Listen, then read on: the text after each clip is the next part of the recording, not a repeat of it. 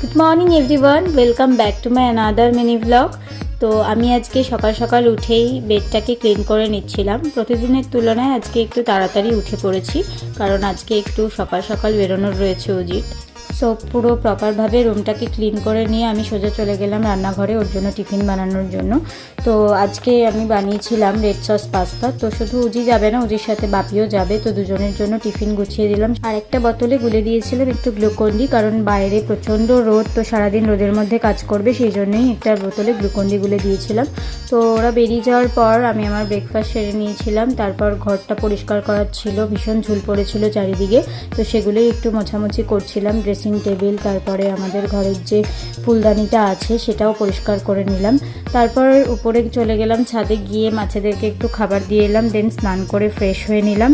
এবার একটু কাজে বসার পালা। তো আমি ডিরেক্ট চলে গেলাম অফিস ঘরে। তো গিয়ে একটুখানি কাজে বসেছিলাম। এখানে একটা মানি রিসিপ্ট বানানোর ছিল, সেটাই বানাচ্ছিলাম।